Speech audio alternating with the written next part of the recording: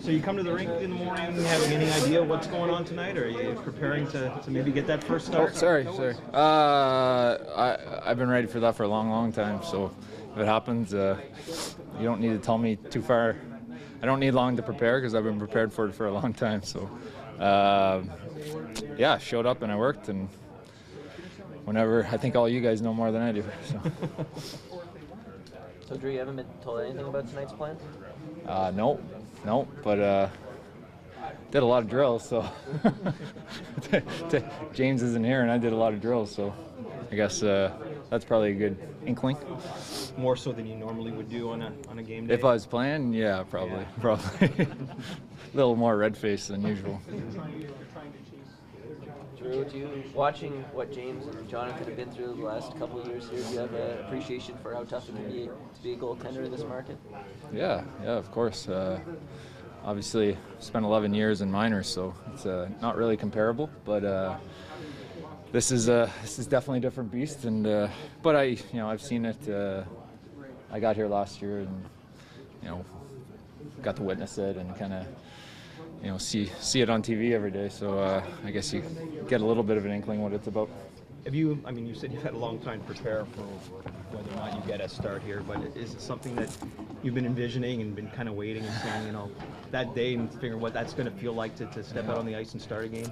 Yeah, that's something I've done a lot of mental kind of preparation about, and just because you really just can't make too big of it.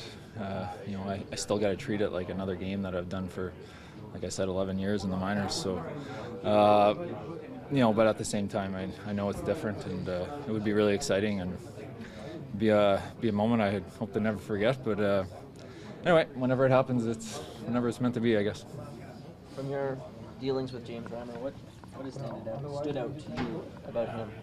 He's a great guy. We've become pretty close. Our wives are close. I think we have a lot in common, and he's a battler. And things haven't gone all his way this year, but he's battling and he's positive, and he's played really well these last couple of games, I believe. Is it tough for a goalie to hear a coach say something along the lines of your performance was just okay in a game, or is it easy to brush off, or I guess it depends for every goalie in every game? Well, that's why you try not to listen to all that stuff, and I'm sure James does the same thing, especially playing in this city for so long. I know he's good at tuning that stuff out. What have you've had a chance to play with the Marlies and kind of see what it's like from the outside. Toronto, the attention, the focus, a little different than Buffalo, maybe in Vancouver a little. Yeah. But what's that like, knowing the microscope that guys are under here in the city? I think you just got to have your priorities a little.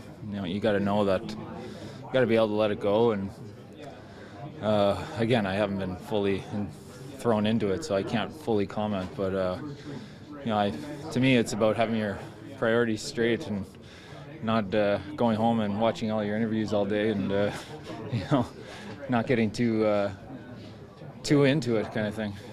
Being able to let it go and think about other things. You never know when that opportunity is going to come.